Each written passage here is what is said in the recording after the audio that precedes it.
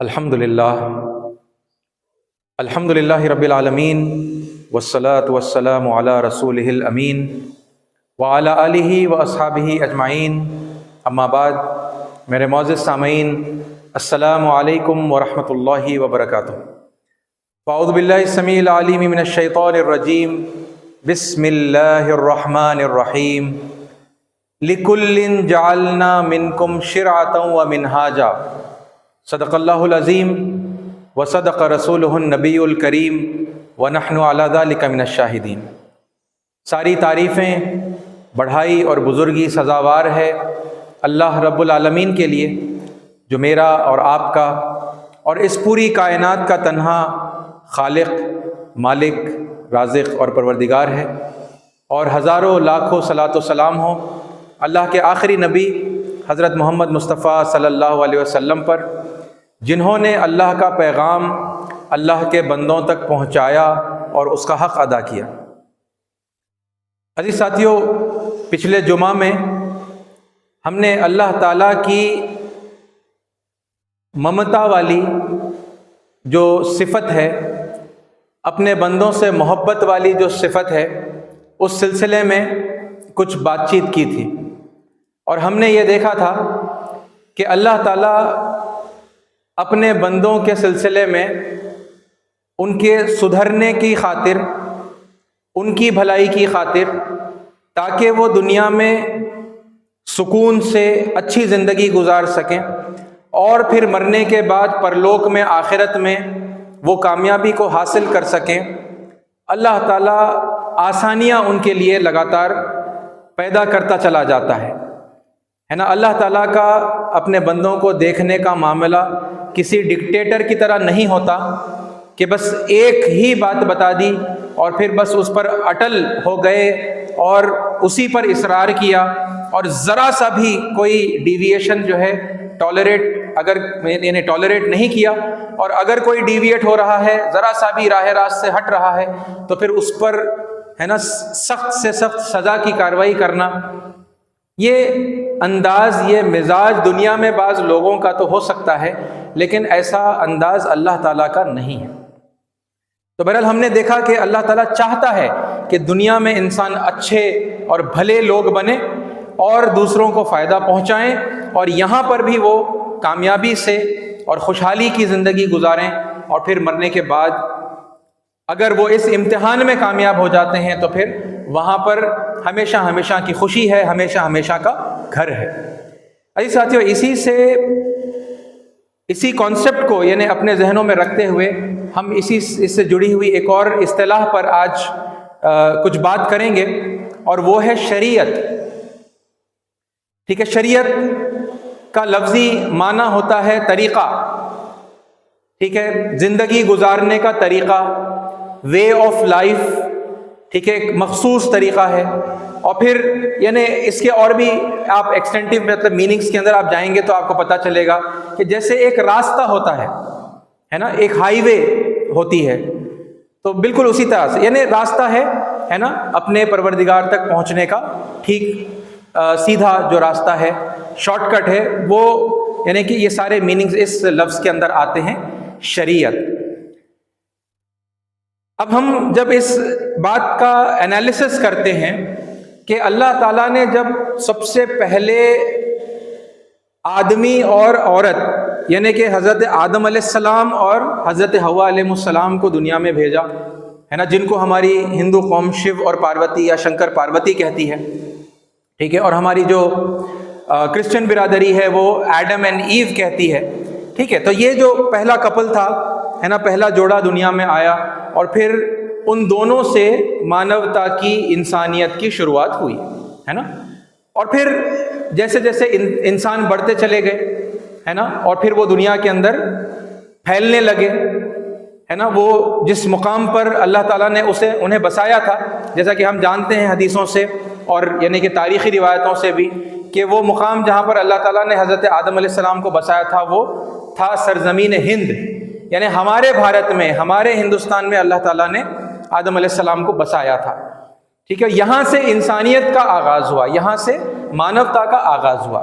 اب جیسے جیسے لوگ بڑھتے گئے ہے نا، اور پھر جو بھی حالات بنے ان کے، اور پھر وہ دور دنیا میں پھیلے، ہے نا، تو انسانیت پھیلتے ہوئے الگ الگ دنیا کے علاقوں کے اندر وہ جا بسی، اور پھر ان کے جو عادت و اطوار ہیں، ان کے جو ماحول ہیں، اس کے اندر یعنی مقام کے اعتبار سے تبدیلیاں آئیں، ہے نا، اور انہوں نے اپنی زندگی کو اڈیپٹ کیا، تو انسانیت کا سلسلہ اس طرح سے آگے بڑھا۔ اب اس سلسلے میں جب ہم دیکھتے ہیں تو ایک پوائنٹ مطلب جو سٹارٹنگ میں ہم اپنے ذہنوں میں رکھیں کہ جب انسان اس دنیا میں آیا تو زندگی گزارنے کا طریقہ بھی اسے شروعات سے ہی دیا گیا ہے نا۔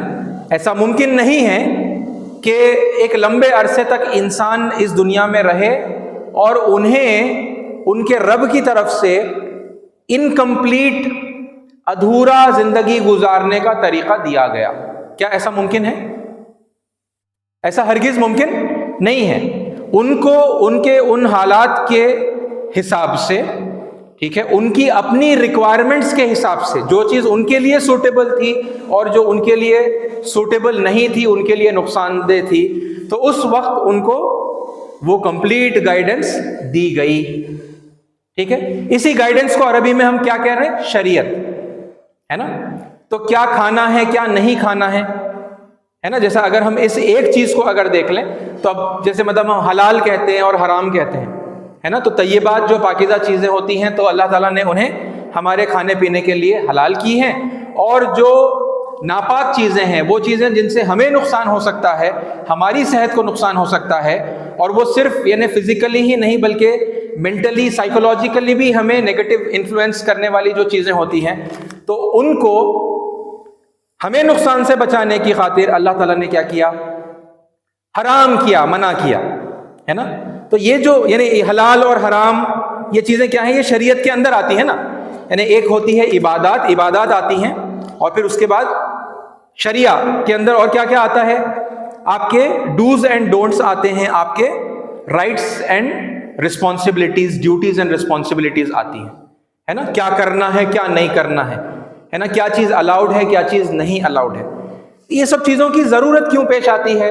کیونکہ پھر یعنی انسان کو اگر پیٹ بھرنا ہے، اگر کچھ کھانا ہے، تو پھر اب اس کے سامنے ڈھیر ساری چیزیں رکھی ہوئی ہیں، تب اس میں سے کیا کھائے کیا نہیں کھائے، ہے نا۔ ویسے تو جب انسان غور و فکر کرتا ہے، وہ یعنی ریسرچ کرتا ہے، وہ ایکسپیریمنٹ کرتا ہے، تو نارملی یعنی جو ٹرائل اینڈ ایرر والا جو میتھڈ ہے، یعنی ایک چیز اختیار کی، کھا لی، پھر پتہ چلا کہ صحت کے لیے ٹھیک ہے نا، اور پھر اس کو اختیار کر لیا، اس کو کنٹینیو کیا، اور کوئی چیز کھا لی اور اس سے نقصان ہو گیا، تو پھر پتہ چلا کہ بھائی یہ جو ٹرائل ہم نے کیا تھا اس میں پتہ چلا یہ چیز نقصان دہ ہے، تو لہٰذا اسے نہیں کھانا چاہیے۔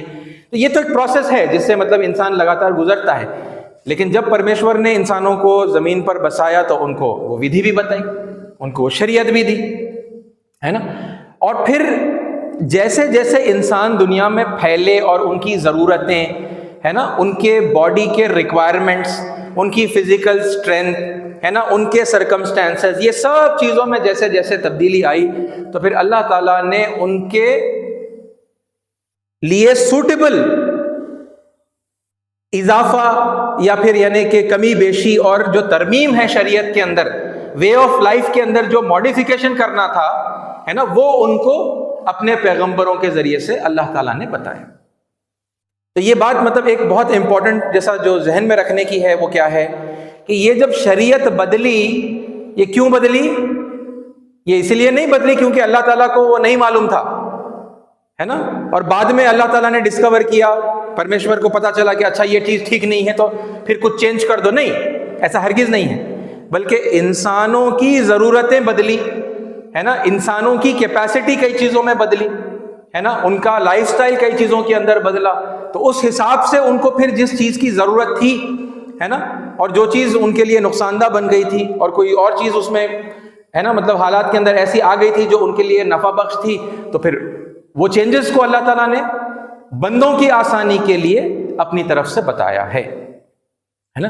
یہ اسی کو ہم ایک یعنی لفظ کے اندر بیان کرتے ہیں شریعت۔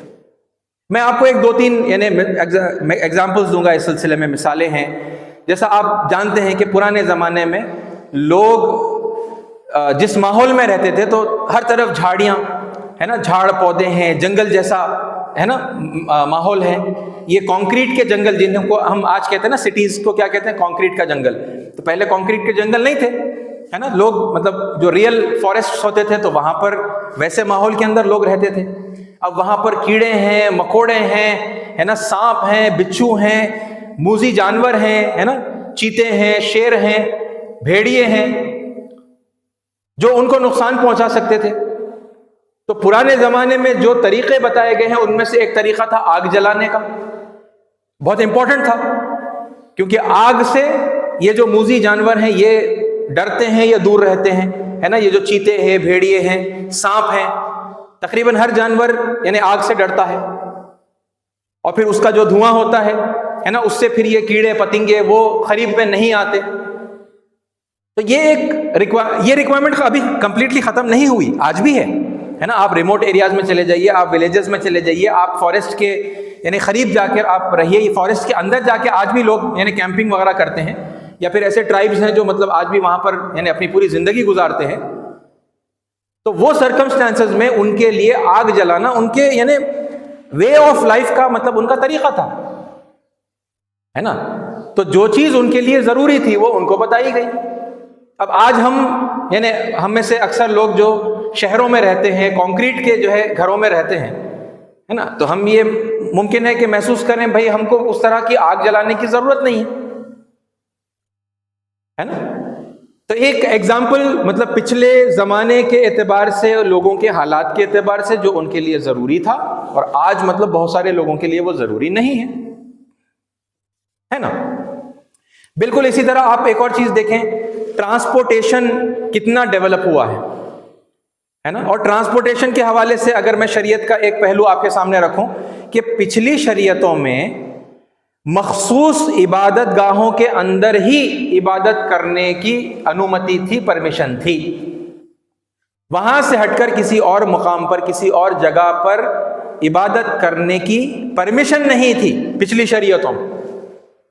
لیکن اب آپ دیکھ رہے ہیں کہ دنیا یعنی کہ جو سائنٹیفک ایڈوانسمنٹ کے اندر جو تیزی سے آگے بڑھتی جا رہی ہے، تو پھر اب ٹرانسپورٹیشن کے اندر کیسا غیر معمولی یعنی کہ تبدیلی آئی ہے مینز آف ٹرانسپورٹیشن کے اندر. تو اب اس میں کیا ہو رہا ہے، اب اس میں انسان کے لیے وہ موقع یعنی اس کی زندگی میں، اس کے حالات میں آ گیا جہاں پر اس کے لیے ممکن نہیں رہا کہ وہ کسی خاص جگہ پر واپس لوٹے اور پھر وہیں پر عبادت کرے.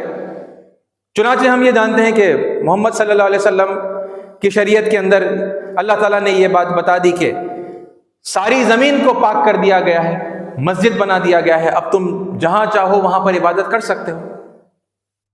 یہ ایک یعنی آپ پرانے زمانے میں جائیں، آپ اس کے اندر داخل ہوں، آپ وہاں کے مطلب حالات کو دیکھیں، وہ سرکمسٹانسز کو آپ محسوس کریں، تو پھر آپ کو سمجھ میں آئے گا کہ بھائی جب وہ چیز وہ وہاں پر ضروری تھی، ہے نا، کیونکہ لوگ اتنا اس طرح سے مطلب ٹریول نہیں کر رہے تھے. تو مخصوص عبادت گاہیں ان کے لیے مقرر کی گئی تھی اور انہی کے اندر عبادت کرنا ان کے لیے لازم کیا گیا تھا. ان کے باہر کسی اور جگہ پر عبادت کرنے کی اجازت نہیں تھی.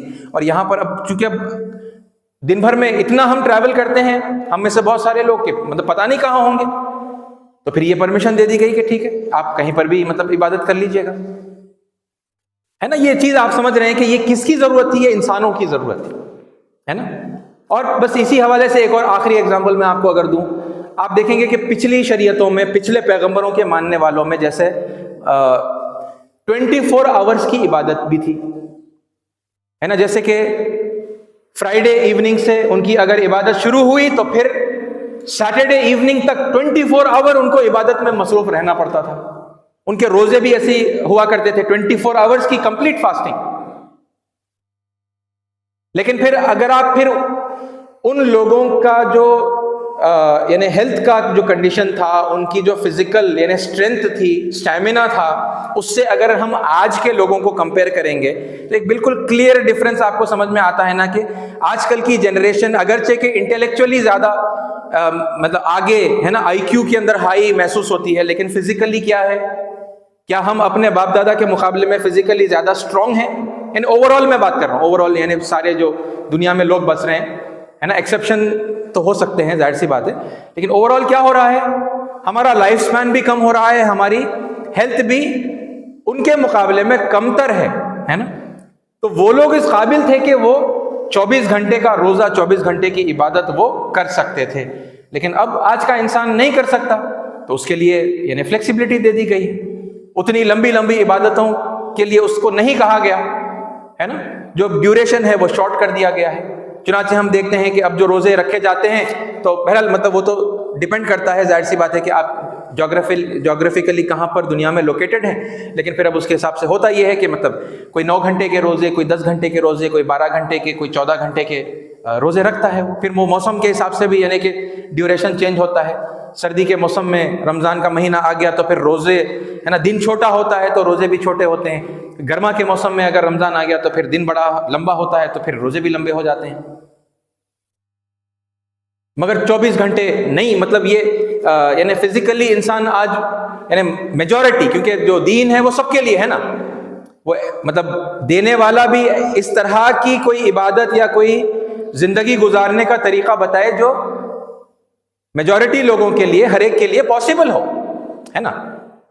تو پھر اب دنیا میں آپ دیکھیں گے تو پھر یہ چند گھنٹے کے روزے ہمارے لیے کافی ہیں، 24 گھنٹے ہمارے لیے جو ہے رہنا ممکن نہیں ہے، ٹھیک ہے۔ تو یہ میں نے آپ کو چند ایسی مطلب ایک مثالیں بتائی ہے جہاں پر ہماری ضرورتوں کے اعتبار سے جب ہمیں کچھ تبدیلیوں کی اور آسانیوں کی ہے نا ضرورت پیش آئی تو پھر ہمیں بتا دیا گیا کہ آپ کے لیے اب یہ پرمیشن، اور اس میں بھی اب یہ جو تبدیلی آئی حضرت آدم علیہ السلام سے لے کر محمد صلی اللہ علیہ وسلم تک، تو ہمیں یہ بات اچھی طرح سے سمجھنی چاہیے کہ یہ کوئی اچانک سے کمپلیٹ یعنی کہ کوئی ڈفرنس نہیں آیا، بلکہ دھیرے دھیرے کر کے، یعنی ایک پیغمبر سے دوسرے پیغمبر تک اگر کوئی آئی تو یعنی ایسا بھی ہے کتنے ہی موقعوں پر جہاں پر جو نبی آئے انہوں نے سابق پیغمبروں کی شریعت کو کنٹینیو کیا، انہوں نے کوئی اپنی طرف سے پھر اس میں ایڈیشن اور سبٹریکشن انہوں نے نہیں کیا، ہے نا۔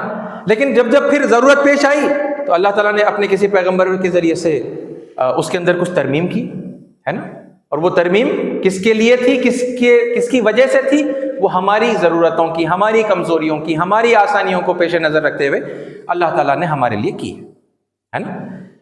تو یہ ہے، تو آپ جب مطلب کلوز جو پروفٹس ہیں ہے نا، جو ایک کے بعد دیگرے آئے ہیں، آپ اگر ان کی شریعتوں کو اٹھا کر اگر آپ کمپیئر کریں گے آپ کو پتہ چلے گا کہ بالکل یعنی 1920 1920 جسے ہم کہتے ہیں نا ویسا فرق ہے، کوئی ایسا ڈرامیٹک اتنا بڑا ایسا فرق نہیں ہے کہ بھئی اب وہ کمپلیٹلی جو ہے وائپ آؤٹ ہو گئی وہ شریعت، اب اس میں کا ایک ہے نا کوئی پہلو بھی جو ہے اتباع کے لائق نہیں رہا، اب یہ کمپلیٹلی ایک نیا زندگی گزارنے کا طریقہ دے دیا گیا ہے، ایسا نہیں ہے نا۔ محمد صلی اللہ علیہ وسلم کی شریعت کو اگر آپ سیدنا عیسیٰ علیہ السلام، سیدنا موسیٰ علیہ السلام کی شریعتوں سے کمپیئر کریں گے آپ دیکھ لیں گے کہ مطلب میکسیمم چیزیں ویسی ہیں، وہاں سے جیسی تھی وہی کنٹینیو کر دی گئی، کچھ چیزیں ہیں جن کے اندر کچھ چینجز آئے ہیں، کچھ آپ ڈیفرنس محسوس کریں گے، ورنہ میکسیمم جو ہے جیسا تھا ویسا ہی کنٹینیو کر دیا گیا۔ یہ آپ اگر ایک ایک کر کے کلوز ہے نا جو پروفٹس ہیں ان کو آپ کمپیئر کرتے ہوئے جائیں گے تو پھر آپ کو محسوس ہوگا ہاں یہ انسانوں کی ضرورتوں کے اعتبار سے یہ اللہ تعالیٰ کی طرف سے یہ چینجز آئے ہیں، ہے نا، رائٹ۔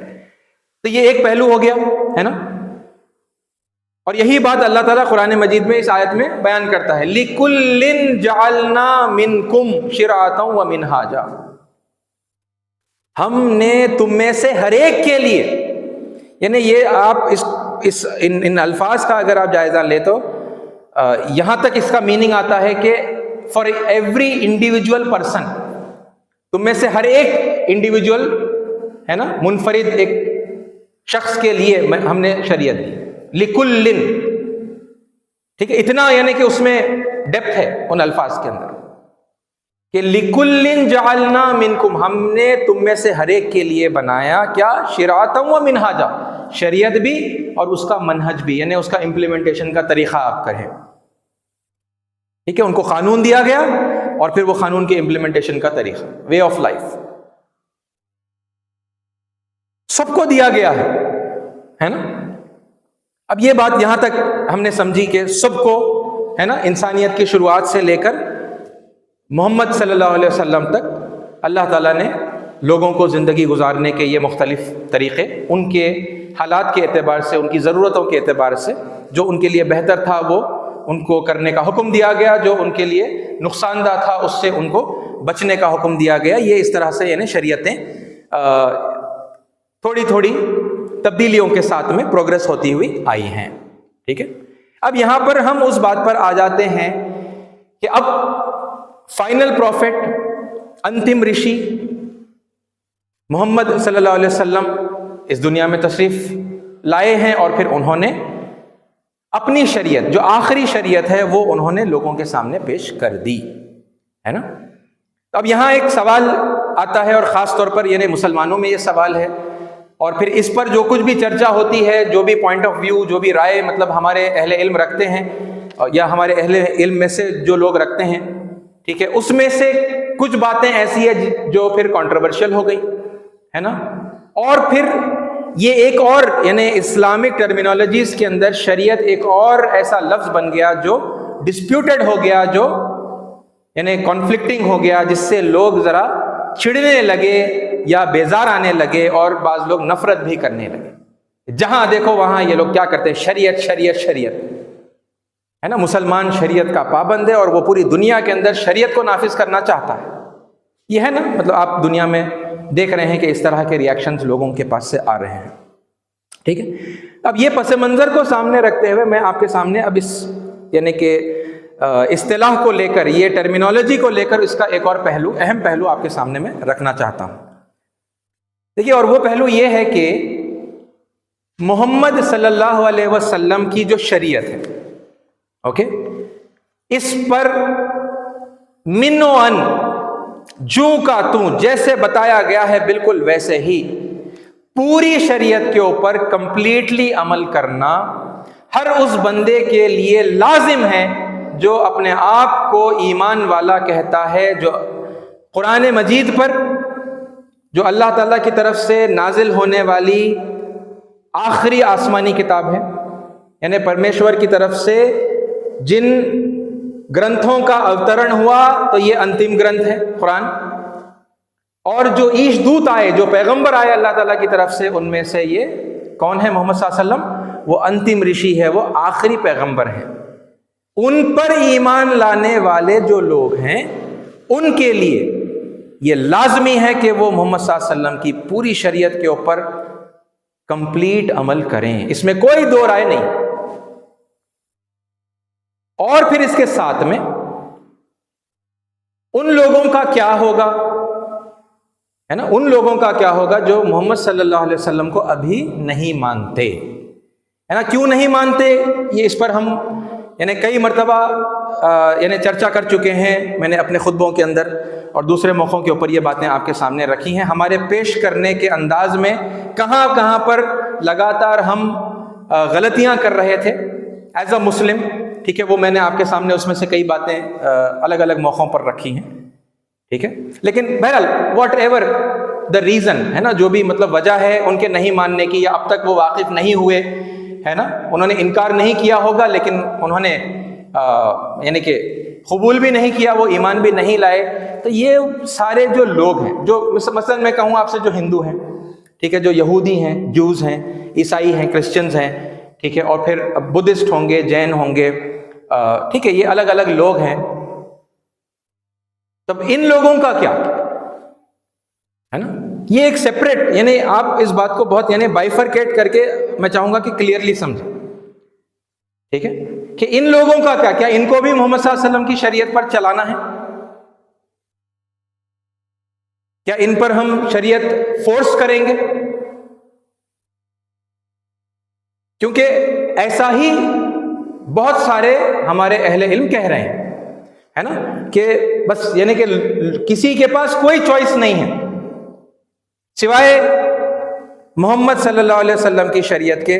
یہی شریعت پر ان کو عمل کرنا ہے، یہی پھر ان سے قبول کی جائے گی، اس پر عمل کریں گے. اس کے علاوہ کچھ بھی اگر وہ چاہے کتنا اچھا کر لیں تو ان سے قبول نہیں کیا جائے گا ہے نا. اور مجھ سے کہا بھی جاتا ہے، لوگ مجھے بھی کہتے ہیں ہے نا، یہ کیا کہ آپ لوگوں کو یعنی آپ بتا رہے آپ اپنی کتاب پڑھ لو ہے نا، آپ ان کو محمد صلی اللہ علیہ وسلم کی شریعت پر آنے کے لیے آپ انسسٹ نہیں کرتے، لہٰذا آپ غلط کر رہے ہیں. تو یہ الزام ہے مجھ پر، میرے ساتھیوں پر، کہ آپ غلط کر رہے ہیں. تو یہ ساتھیوں، یہ چیز کو اس لیے میں چاہتا ہوں کہ آپ کے سامنے میں رکھوں اور بالکل کلیئر ہے نا حتی الامکان میں کلیئرلی اس کو بائفرکیٹ کر کے آپ کو بتاؤں کہ مطلب اللہ تعالیٰ کا طریقہ کیا ہے نا. یہ نہیں کہ ٹھیک ہے آپ چاہتے ہیں کہ آپ لوگوں کو محمد صلی اللہ علیہ وسلم کی شریعت پر چلائیں، لیکن کیا ایسا کوئی آدیش ہے پورے قرآن مجید میں کہیں پر بھی یا پورے حدیثوں کے مجموعے میں کہیں پر بھی جہاں پر اللہ تعالیٰ نے یہ بات بتائی ہے اور رسول اللہ صلی اللہ علیہ وسلم نے یہ بات بتائی ہے؟ یہ ہے امپورٹنٹ کوشچن، ہے نا. یہ ہے وہ بائفرکیشن کرنے کی، الگ الگ کر کے دیکھنے کی چیز. آپ جب قرآن مجید کا مطالعہ کریں گے اور آپ احادیث کا بھی آپ مطالعہ کریں اور آپ وہ تمام آیات کو نکالیے جہاں پر اللہ تعالیٰ حکم دے رہا ہے نماز قائم کرو، روزہ رکھو، محمد صلی اللہ علیہ وسلم کی پیروی کرو، اور اس کے علاوہ یعنی اور بھی جو احکام ہیں، آپ دیکھیں گے کہ یہ سارے احکام کس کو دیے گئے ہیں؟ یہ ایمان والوں کو دیے گئے ہیں، جنہوں نے ایکسیپٹ کر لیا کہ محمد صلی اللہ علیہ وسلم اللہ کے آخری پیغمبر ہیں اور انہوں نے ایکسیپٹ کر لیا کہ ان پر نازل ہونے والی جو آخری کتاب ہے قرآن مجید وہ اس پر ایمان لائے، ہے نا. اور انہوں نے بائی چوائس پھر محمد صلی اللہ علیہ وسلم کا طریقہ اب ان کے اوپر کیا ہو گیا؟ اپلائی ہو گیا. انہوں نے ایکسیپٹ کیا اور پھر اب یہ پوری جو آخری شریعت ہے یہ ان کے اوپر اپلائی ہو گئی. وہ پابند ہو گئے کہ وہ رسول اللہ صلی اللہ علیہ وسلم کی پوری شریعت پر چلیں. لیکن آپ پھر پوری قرآن مجید کو اٹھا کر دیکھیے، حدیث کے مجموعوں کو آپ اٹھا کر دیکھیے، جہاں پر ان لوگوں سے بات کی جا رہی ہے جو محمد صلی اللہ علیہ وسلم کو ابھی نہیں مانتے، انہوں نے ابھی ایکسیپٹ نہیں کیا، انہیں کہیں پر بھی کوئی ایک جگہ پر بھی محمد صلی اللہ علیہ وسلم کی پیروی کرنے کا حکم نہیں دیا گیا.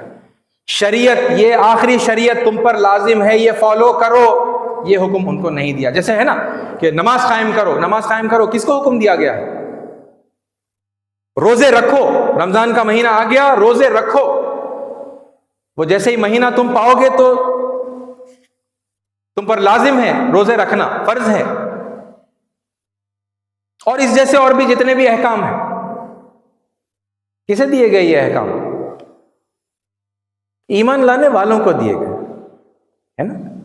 تو میں پھر ایک بار یہ بات کہوں کہ جس کسی نے محمد صلی اللہ علیہ وسلم پر ایمان لا لیا ہے اس کے لیے لازم ہے کہ وہ کمپلیٹ شریعت محمد صلی اللہ علیہ وسلم کی جو ہے وہ فالو کرے، اس میں ذرہ برابر بھی، رتی برابر بھی کوئی کمی بیشی کرنے کی کوئی جرات اور ہمت نہ کرے، وہ کمپلیٹلی فالو ہو جائے، ہے نا. یہ لیکن یہ ایمان والوں کے لیے ہے.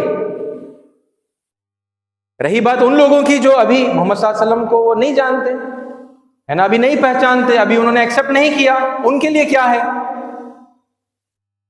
اللہ تعالیٰ بتا رہا ہے، یہ آیت میں وہی بتا رہا ہے، لِكُلٍّ جَعَلْنَا مِنْكُمْ شِرْعَةً وَمِنْهَاجًا، ہم نے تم میں سے ہر ایک کے لیے شریعت مقرر کی ہے اور اس کا منہج ہے نا، جو اس کا پریکٹیکل وے آف امپلیمنٹیشن ہے وہ ہم نے بتایا ہے. اور پھر اب وہ کیا کریں، ہے نا. دیکھیے ان سے کیا مطالبہ کیا گیا، میں قرآن کی روشنی میں آپ کو بتا رہا ہوں اللہ نے کیا کیسے ان سے بات کرنے کے لیے کہا. وہ جو ہمارے دوسرے بھائی ہندو بھائی ہیں، ہے نا، عیسائی بھائی ہیں، یہودی جو بھائی ہیں، ان کو کیا کہیں، کیسے ہم ان کو بلائیں، ہے نا. ایک اچھے انسان بننے کی دعوت ہم ان کو دے رہے ہیں، اس پرمیشور کی پہچان ان کو کروا رہے ہیں جو ان کا بھی مالک ہے، ہمارا بھی مالک ہے نا. تو ان سے بات کیسے کی جائے گی؟ دیکھیے میں آپ کو اس کی کچھ مطلب مثالیں پڑھ کر سناتا ہوں. ایک آیت پچھلے جمعہ میں بھی گزری تھی، وہ ایک بار پھر دوہرا لیتا ہوں.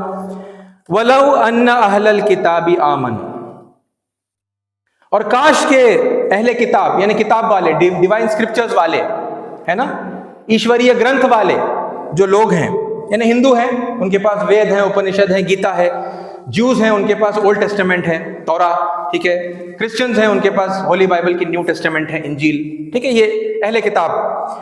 تو وَلَوْ أَنَّ أَهْلَ الْكِتَابِ آمَنُوا وَاتَّقَوْا، کہ اگر یا کاش، یہ جو ولو ہے نا اس میں کاش کے میننگ بھی آتے ہیں، کاش کے اہل کتاب مان لیتے، جو سچائی ان کے سامنے بتائی جا رہی ہے کاش وہ اسے مان لیتے، ایمان لاتے.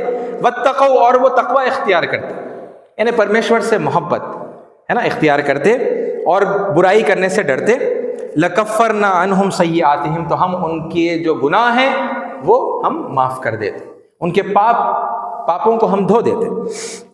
ٹھیک ہے. وَلَأَدْخَلْنَاهُمْ جَنَّاتِ النَّعِيمِ، اور لازماً ہم انہیں نعمت بھری جنتوں کے اندر، سورگ کے اندر ہم انہیں داخل کرتے، پرویش کر دیتے. اور پھر اگلی آیت کیا ہے؟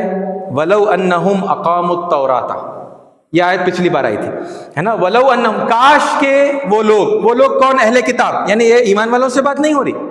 ایمان والوں کے لیے تو محمد صلی اللہ علیہ وسلم کی شریعت کمپلسری ہو گئی، لیکن اب یہ اہل کتاب کی بات ہو رہی ہے نا. پورو پیغمبر والے، ہے نا، پورو رشی والے، پرانے، ہے نا، پیغمبر والے جو لوگ ہیں. وَلَوْ أَنَّهُمْ أَقَامُوا التَّوْرَاةَ، اور کاش کہ اگر وہ لوگ تورات کو قائم کرتے، والانجیل، اور انجیل کو یعنی بائبل کو، اولڈ ٹیسٹمنٹ نیو ٹیسٹمنٹ کو اگر وہ قائم کرتے. خالی پڑھنے کی بات نہیں ہو رہی یہاں پر، اسٹیبلش کرنے کی بات ہو رہی. اوکے. وَمَا أُنزِلَ إِلَيْهِم مِّن رَّبِّهِمْ، اور جو کچھ ان کے رب کی طرف سے ان پر نازل ہوا. یعنی اور آپ پیچھے چلے جائیں گے تاریخ کے اندر تو سب سے پراچین، سب سے آدی، ہے نا، جو لوگ ہیں ان کے پاس آدی گرنتھ بھی ہیں، ان پر وید نازل ہوئے، اگر وہ اسے قائم کر لیتے. پھر ایک زمانہ آیا جہاں پر اپنشد کا اوترن ہوا، وہ اسے قائم کر لیتے.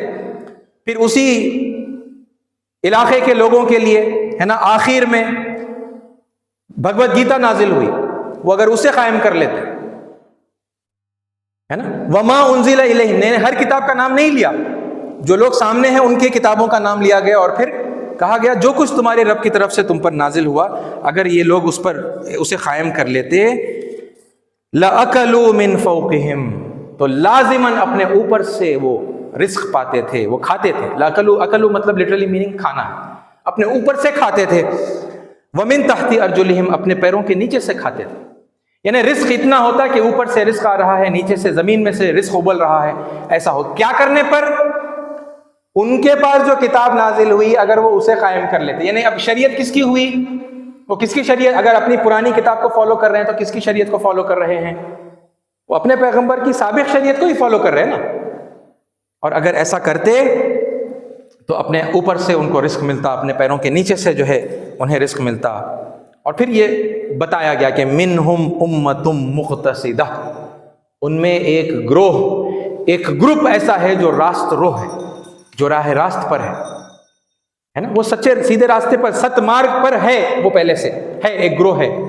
ٹھیک ہے. وَكَثِيرٌ مِّنْهُمْ سَاءَ مَا يَعْمَلُونَ. ٹھیک ہے. ان میں سے پھر بہت سارے لوگ ہیں جو غلط کام کر رہے ہیں، وہ گناہوں میں پڑے ہوئے ہیں، ہے نا. یہ کیا ہے؟ دیکھیے اب یہ کس کی بات ہو رہی ہے؟ یعنی یہ ہم کیوں بائیفرکیٹ نہیں کر رہے ہیں مسلمان؟ محمد صلی اللہ علیہ وسلم کی شریعت پر عمل مجھے اور آپ کو کرنا ہے، کیونکہ ہم ان پر ایمان لائے ہیں. لیکن جو ایمان نہیں لایا ان سے اللہ نے کیا کہا؟ ان سے اللہ نے کہا کہ تمہارے پاس جو کتاب ہے تم اسی کو قائم کر لیتے. اور پھر ظاہر سی بات ہے کہ ایکسٹینٹیو اس کے میننگ میں آتا کہ تمہاری جو شریعت ہے، تمہارے پیغمبر نے جو دی ہے، تم اسی کو اگر قائم کر لیتے تو اب نعمتیں مل رہی ہیں، ہے نا، کہ اوپر سے کھاتے اور نیچے سے کھاتے. اور دیکھیے ایک اور آیت ہے اس کے بعد، لیکن میں اسے چھوڑ کر پھر اگلی ایک آیت پڑھ رہا ہوں. یعنی میں نے آپ کے سامنے 66 آیت پڑھی ہے اور اب میں 68 پڑھ رہا ہوں کہ قل یا اہل الکتاب، اے نبی صلی اللہ علیہ وسلم، اے محمد صلی اللہ علیہ وسلم، اہل کتاب سے آپ کہیے، ہے نا، کہیے اے اہل کتاب، لستم علی شیء، لستم علی شیء، تم کسی بنیاد پر نہیں ہو، تمہارا کوئی بیس نہیں ہے. حتی تقیموا التوراۃ والانجیل وما انزل الیکم من ربکم، جب تک تم تورات کو قائم نہ کر دو، جب تک تم انجیل کو قائم نہ کر دو. اور پھر پچھلی آیت کی طرح ہی وما انزل الیکم من ربکم، اور جو کچھ تمہارے رب کی طرف سے نازل ہوا. یعنی ویدوں میں آستھا رکھنے والا جب تک وید قائم نہ کر دے، گیتا میں آستھا رکھنے والا جب تک گیتا کو قائم نہ کر دے، یعنی خالی پڑھنے کی بات نہیں ہو رہی بلکہ اس کو اسٹیبلش کرنے کی بات ہو رہی. تمہاری کوئی بنیاد نہیں ہے جب تک تم ان کتابوں کو قائم کر دو جو تمہارے پاس نازل ہوئی.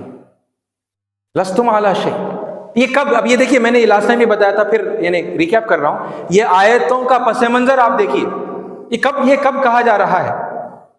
پتہ چلا کہ رسول اللہ صلی اللہ علیہ وسلم کی نبوت کے بالکل آخری حصے میں، یعنی نبی بنائے جا چکے ہیں، لوگوں کو اسلام کی طرف بلا رہے ہیں، اور لگ بھگ 22-23 سال گزر چکے ہیں، اور رسول اللہ صلی اللہ علیہ وسلم کے اس دنیا سے تشریف لے جانے کا وقت قریب آ رہا ہے۔ شریعت محمدی کمپلیٹ ہو چکی ہے یا آلموسٹ ہو چکی ہے۔ قرآن مجید آلموسٹ کمپلیٹ ہو چکی ہے، اس کا ترتیب کے ساتھ میں تھوڑا تھوڑا کر کے جو نازل کیا گیا 23 ایئرز کے پورے سپین کے اوپر جو ہے وہ ریویل کیا گیا، نازل کیا گیا تھوڑا تھوڑا کر کے، وہ کمپلیٹ ہونے پر ہے۔ بھائی جب کمپلیٹ ہونے پر ہے تو ہمارے دل میں یہی خواہش آئے گی اور لاجک بھی یہی کہے گی کہ بھائی کل تک اگر یہ بات کہتے جب قرآن کمپلیٹ نہیں ہے، محمد صلی اللہ علیہ وسلم کی شریعت بھی کمپلیٹ نہیں ہے، اس وقت اگر کہتے کہ ہاں بھائی تمہاری شریعت پر تم فالو ہو جاؤ، تو کوئی ایک یعنی سینسیبل بات ہوتی، کوئی لاجیکل بات ہوتی۔ اور اب تو یہ کہنا چاہیے ہمارے حساب سے، ہے نا، یہ کہنا چاہیے کہ اب قرآن مکمل ہو گیا تو لہٰذا اب صرف قرآن کو فالو کریں گے اور کوئی کتاب نہیں۔ اب محمد صلی اللہ علیہ وسلم کی شریعت کمپلیٹ ہو گئی، اب اسی کو فالو کیا جائے گا، اس کے علاوہ کچھ بھی نہیں۔ لیکن یہ تو ہماری لاجک ہے، اور پتہ یہ چلتا ہے قرآن مجید کی سٹڈی سے کہ ہماری لاجک قرآن سے میچ نہیں کرتی۔ یہاں قرآن کمپلیٹ ہو رہا ہے، محمد صلی اللہ علیہ وسلم کی شریعت کمپلیٹ ہو رہی ہے، اور اللہ تعالیٰ کہہ رہا ہے کہ اے نبی آپ کہہ دیجئے کہ اے اہل کتاب تم کسی بنیاد پر نہیں ہو جب تک تم تورات کو، انجیل کو اور جو کچھ اپنے رب کی طرف سے نازل ہوا اسے قائم نہ کر دو۔ یہ کیا ہے؟ یہ اللہ تعالیٰ کا طریقہ ہے نا، یہ اللہ تعالیٰ کا طریقہ ہے۔ انہیں کہہ رہے ہیں کہ تم اپنی شریعتوں کو قائم کرو، ہے نا۔ جو محمد صلی اللہ علیہ وسلم کو نہیں مانتے، جو ابھی ایمان نہیں لائے، ان میں سے کسی ایک کو بھی اللہ تعالیٰ نے یہ فورس نہیں کیا، ان کو کمپل نہیں کیا، ان پر زبردستی نہیں کی کہ محمد صلی اللہ علیہ وسلم کی شریعت کو فالو کریں۔ ان کو کہا گیا کہ آپ اپنی شریعتوں کو فالو کر لیں، آپ اپنی کتابوں کو اسٹیبلش کر لیجیے۔ یہ اللہ کا اپروچ، اور میں صرف یہ میں کہہ رہا ہوں تو آپ کو ماننا نہیں ہے، بلکہ آپ جائیں گے اور آپ اسے ویریفائی کریں گے۔ آپ قرآن کو کھولیے اور آپ پھر نکالیے، دیکھیے، وہ ہے نا، قرآن کی آیتوں کو نکال کر دیکھیے کہ اللہ تعالیٰ نے جو پھر قرآن کا یعنی کہ شریعت محمدی کے جن امور کا جو حکم دیا ہے وہ کسے دیا ہے؟ کیا صرف ایمان والوں کو دیا ہے؟ اور کیا واقعی ان لوگوں کو نہیں دیا جو ایمان ابھی نہیں لائے ہیں محمد صلی اللہ علیہ وسلم پر، ہے نا؟ کیونکہ یہ یہاں پر یعنی پھر بھی مختصر وقت ہوتا ہے، میں کچھ اشارے، کچھ آیتیں ہے نا آپ کے سامنے حوالے کے طور پر پیش کرتا ہوں، لیکن اسے ویریفائی کرنا آپ کا کام ہے نا، کیونکہ یہ بہت بڑا کنفیوژن ہے، اور ہر جگہ پھر یعنی اسی غلط اقدام کی وجہ سے ہے نا دوسروں کو جو ابھی ایمان نہیں لائے ہیں ان پر زبردستی محمد صلی اللہ علیہ وسلم کی شریعت کو تھوپنے کا جو ایک انداز، ایک منصوبہ جو لوگ ہے نا، جو خیال جو مسلمانوں میں سے بہت سارے لوگ جو پالتے ہیں، تو اس کی وجہ سے پھر اب آپ کو وہ ریپلشن آ رہا ہے نا، لوگوں کے اندر سے وہ ریزسٹنس آپ کو آ رہا ہے۔ تو یہ ریزسٹنس اسی لیے آ رہا ہے کیونکہ ہم نے ان لوگوں سے ویسی بات نہیں کی جیسا اللہ تعالیٰ نے خود کی ہے، یا پھر اپنے نبی صلی اللہ علیہ وسلم کو بات کرنے کا حکم دیا۔ اور ایک آخری یعنی آیت اس حوالے سے میں کہہ کر اپنی بات ختم کرتا ہوں۔ دیکھیے ذرا اس آیت پر آپ غور کریے، لِكُلِّ أُمَّةٍ جَعَلْنَا مَنْسَكًا هُمْ نَاسِكُوهَا لِكُلِّ أُمَّةٍ جَعَلْنَا مَنْسَكًا هُمْ نَاسِكُوهَا، ہم نے ہر امت کے لیے ایک منسک بنایا ہے، ایک کوڈ آف لائف، ٹھیک ہے، وہ جو قانون ہے، ٹریڈیشنز آپ اس کو کہیں، ٹھیک ہے، قربانیوں کا طریقہ، نسک یعنی قربانی، ٹھیک ہے، اس کے یعنی بہت وسیع معنوں میں یہ آتا ہے منسکن کا۔ تو ہم نے ہر امت کے لیے ان کا جو منسک ہے وہ ہم نے مقرر کیا ہے، وہ اس پر چل رہے ہیں، وہ ہم ناسکوہا۔ یہ اطلاع دے کر پھر اللہ کیا کہہ رہا ہے، ذرا غور کریے، فلا ینازعنک فی الامر، وہ تم سے آ کر کسی ایک بات پر بھی جھگڑا نہ کرے۔ بڑا عجیب حکم ہے نا یہ، یعنی ہم اگر فرما بردار ہیں، ہم نے جھکا دیا ہے اپنا سر اللہ کے آگے اور رسول اللہ صلی اللہ علیہ وسلم کے احکام کے آگے، تو پھر آرڈر تو یہ ہونا چاہیے تھا کہ تم ان سے جا کے نہیں لڑو گے، یہ کیا بات ہوئی کہ وہ لوگ تو ابھی مان نہیں رہے ہیں اور ہمیں کہا جا رہا ہے کہ وہ تم سے آ کر نہ لڑیں کسی ایک معاملے میں بھی. فلا ینازعنک فی الامر، وہ تم سے آ کر جھگڑا نہ کریں کسی ایک معاملے میں بھی. ارے وہ آ کر جھگڑا نہ کریں تو پھر ان کو بولنا چاہیے نا. ہمیں کیوں بول رہے ہیں؟ ہمیں کہہ رہے ہیں تو ہمیں کہنا چاہیے تھا کہ بھئی تم جھگڑا مت کرو. یہ کیسا حکم ہے اللہ تعالیٰ کا، ہے نا؟ تو یہ حکم دراصل کیا کہہ رہا ہے کہ یہ جو منسک کا اور شریعت کا اور طریقے کا اور زندگی گزارنے کا یہ جو ہے نا میتھڈ ہے، طریقہ ہے، اس معاملے میں تمہاری طرف سے کوئی ایسا اقدام نہیں ہو جس کی وجہ سے وہ لوگ تم سے آ کر جھگڑا کریں، یعنی ریٹیلیشن میں وہ تم سے جھگڑا کریں گے. یہ نہیں ہونا چاہیے تھا، یہ اللہ تعالیٰ نے حکم دیا. حکم ہے، امر کا صیغہ ہے. فلا ینازعنک فی الامر، وہ تم سے آ کر جھگڑا نہ کرے. ہمیں حکم دیا جا رہا ہے. ہم نے کیا کیا؟ ہم نے پھر یعنی کہ ہم نے الٹ کر دیا، اللہ کے حکم کی بالکل خلاف ورزی ہم نے کر دی، ہے نا. ہمیں سے بہت سارے نے کی، ظاہر سی بات ہے سب نے نہیں کی، ہے نا. ہم نے مطلب اس بات کو بہت بڑے جھگڑے کا جو ہے مدعا بنا لیا. ایک نہیں بلکہ 20 ایسی باتیں ہیں شریعت کے کو لے کر جہاں پر جھگڑے ہو رہے ہیں. اللہ نے کہا تھا نہیں، وہ آ کر تم سے کسی ایک معاملے میں بھی جھگڑا نہ کرے. اچھا پھر کرو کیا، ہے نا. اب شریعت کی طرف نہیں بلانا ہے، اب ان کی شریعت غلط، ہماری شریعت ٹھیک، ان کو وہاں سے کھینچ کے یہاں لانا، یہ نہیں کرنا ہے نا. اللہ نے منع کیا ہے تو پھر کرنا کیا ہے؟ اللہ بتا رہا ہے آگے، وَادْعُ إِلَىٰ رَبِّكَ، پرمیشور سے جوڑ دو لوگوں کو، ان کے پروردگار سے ان کو جوڑ دو، ان کی پروردگار کی طرف ان کو بلاؤ. وَادْعُ یعنی پکارو، بلاؤ، إِلَىٰ رَبِّكَ اپنے رب کی طرف. إِنَّكَ لَعَلَىٰ هُدًى مُسْتَقِيمٍ، یقیناً آپ، لازماً آپ سیدھے راستے پر ہیں. لوگوں کو لگتا ہے نا، مسلمانوں میں سے لوگوں کو لگے گا کہ ارے یہ آپ نے کیا کہہ دیا، ہے نا. محمد صلی اللہ علیہ وسلم کی شریعت کی طرف بلانا تھا.